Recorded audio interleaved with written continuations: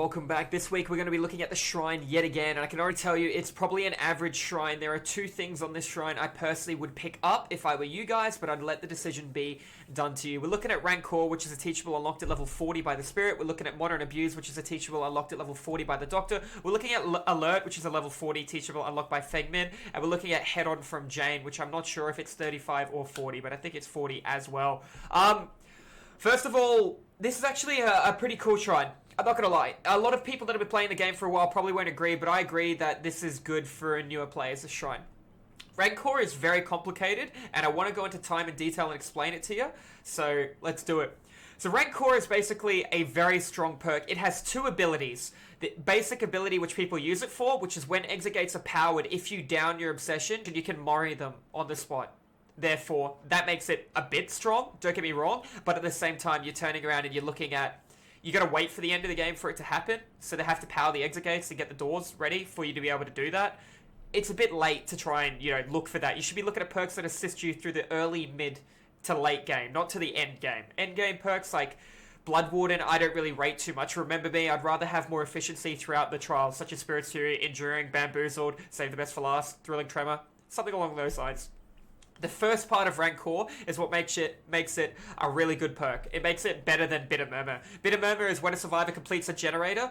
Every survivor that was on that Jenny, when they let go, or when the Jenny's completed, their aura will be revealed to the killer to, I believe, 8-9 seconds or so. It's a long time. They glow pink, and you can see them running. So a killer could be setting up traps, see a Jenny pop, and then look over and go, cool, that was Jeff and Megan. I could tell by the aura sets. Where's Nia and Claudette? I don't know. So you can get a little bit of information out of it, but... Yet again, you lose a Jenny for it, so it's not really worth it. Rancor, however, basically, when a survivor completes a generator, every survivor on the board will have a scream bubble above their head, which they do not get notified of.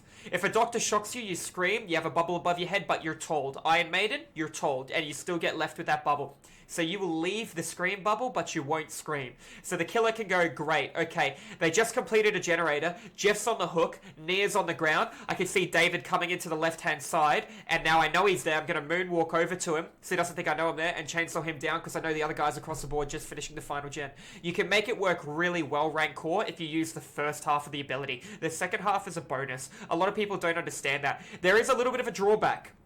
Whoever your obsession is, the person you can Mori at the end of the trial, whoever they are, your aura glows pink for them when a generator is completed. So they will see you for 5 seconds like object. You won't know that they can see you. The screen bubbles will still appear, all the same for everyone. So you won't be able to go, that guy there is my object of obsession, or that guy there is my obsession that I can Rancor at the end of the trial. You can't do that. It can be ran with things like... Oni's new perk that allows you... Nemesis, that allows you, when you take a pallet stun, a blind, you turn them into your obsession. You can run it with that, and then you can Mori multiple people in one trial using it. It's hard to do, because then that's real late into the end game, and people can escape during that time, unless you have a very fast Mori animation like the pig, as opposed to a slow one like Leatherface. So it's not a bad perk. Would I buy it?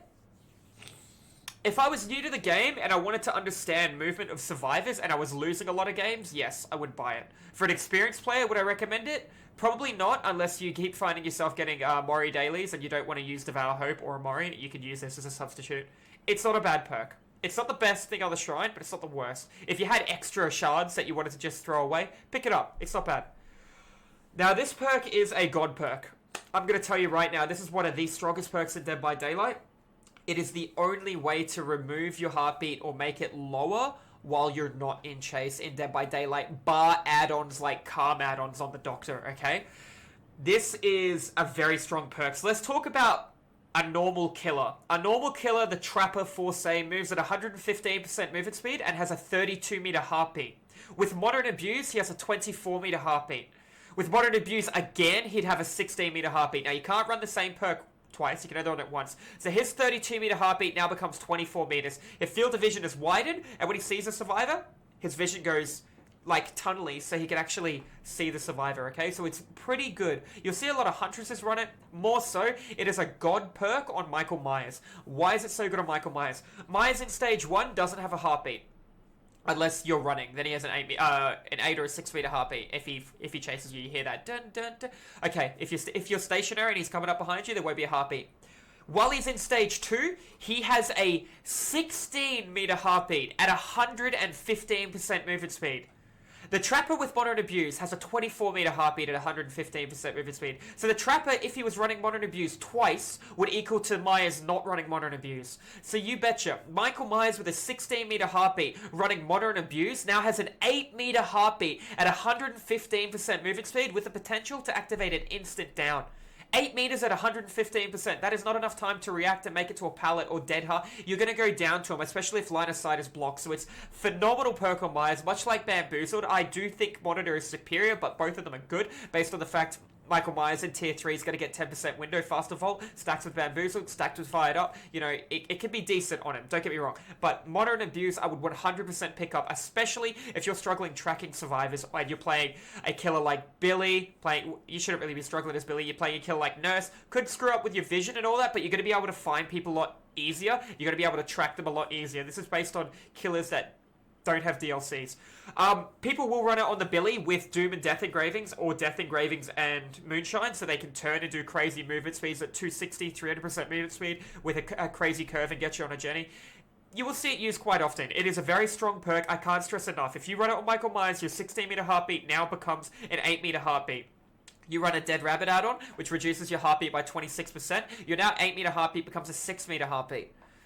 That's really, really good. It increases your heartbeat while in tier 3, but I cannot stress enough, even if you don't own Michael Myers, this is the one thing I would buy out of the shrine if I was a killer main. So I would highly recommend buying it. If I was, however, a survivor main, this is a fantastic perk for teaching you Dead by Daylight. When a killer does a break animation, whether that be a generator or a pallet, their aura will glow bright pink for 3, 4, and 5 seconds for the killer based on tier 1, tier 2, and tier 3 for the survivor, sorry. So if I'm working on a Jenny across the map, rather than running Spine Chill, I can run Alert and see that the killer just broke a pallet. And he broke a pallet, then he started doing a moonwalk. So he's obviously trying to mind game a guy. So I know the killers all the way across the board. I can work on this. He could have Distressing, a big heartbeat. I could be on the game when there's a lot of pallets. This will allow you massive information. If you're one of the guys that runs Spine Chill, run Alert instead for a bit. You'll love it. Might take a little bit of getting used to. It'll help you out severely in looping. If I had to make a build for running a killer for 5 gens with no form of like breaking chase, so no DS, no unbreakable, none of that. Like one pure 5-gen run. I'd run Iron Will, I'd run Alert, I'd run Dead Hard, and my final perk would be based on a couple of different things. If I knew what map I was going to, I'd run Balanced Landing. If I didn't know what map I'd go to, I might run Lightweight or Quick and Quiet. It just depends on what I was going to if I knew. So that just goes to show you, Alert is a good perk for teaching people how to loop, and it's even a good perk for advanced and experienced survivors. Works on people like Ghostface as well. Keep in mind, if he's stealthed and he's breaking a pallet, you won't see him, based on the fact his undetectable status trumps Alert. But if he hits somebody and breaks a pallet, you're going to see him then. And half the time, he's not going to cloak, then kick a Jenny, because he's going to be worried that somebody's going to break him out of it. So, very good perk. Highly recommend. So if I was a survivor main, I'd buy that. If I was a killer main, I'd buy that. If I had enough shards and I was one or the other, I'd buy both. These two are okay. I mean, it's a good shrine all the way around, okay? Head on. This is an exhaustion perk, which is when you jump out of a locker. So you need to get in a locker. It stacks with Quick or Quiet to fast vault into a locker. You can slow vault into a locker. It starts with Inner Strength, which allows you to heal at a locker. DS, which allows you to be grabbed out of a locker with 1 minute of immortality. It works for a lot of different things. So you get in a locker, and then when the killer comes over to the locker, as long as you've been in the locker for 4 seconds, when the killer comes over, you jump out and you do that, and you stun the killer for 3, 4, and 5 seconds. Enduring does not lower the stun, so the killer will be like that. The hitbox is very generous, but a killer can sidestep out of it and lunge in and hit you, depending on the ping on the dedicated server. It's not a bad perk. Do I think... Is it something I would run? No. But it can be really cheeky. You can jump in a locker with DS. He grabs you out, DS him. You stun him for 5 seconds. Jump back in the locker, wait 4 seconds. Jump out, stun him for another 5 seconds. It's a cheesy perk. You can run it really well. It goes really well, like I said, with Inner Strength. But now you're building a build around not doing objectives, not looping the killer, but kind of like hiding or getting in a locker. I would rather run a looping build. I've seen people use it aggressively. You know, a slug crawls in front of a locker while the killer picks him up. You jump out with head on. You're waiting at the basement because you think he's going to come down. You're waiting at the front of the basement staircase. He comes around the corner. You head on stun. Like, there's a lot of ways you can make it work well, but it takes a bit of understanding the map to know how valuable the perk can be. And considering this guide generally helps a lot of the newer players, if you're a newer player, I generally kind of stay away from it. It does make you exhausted, so you can't dead hard, but you can adrenaline if you have it as well. all in all, guys, that's going to be this week's shrine. Like I said before, highly recommend buying One on Abuse. Highly recommend buying Alert. These two, if you have enough money, don't get me wrong, this is good for information if you're struggling tracking with the killer. This is also good to get closer to survivors, and this is going to just be a bit of fun. So guys, thank you all for watching. I would do stream DVD 5 days a week. If you guys want to pop over to live streams where I stream on Twitch, you guys can come learn a thing or two. If you think you know everything, you can help me teach people that don't know everything. And guys, thank you so much for watching, and I will see you in the next video or in the fog.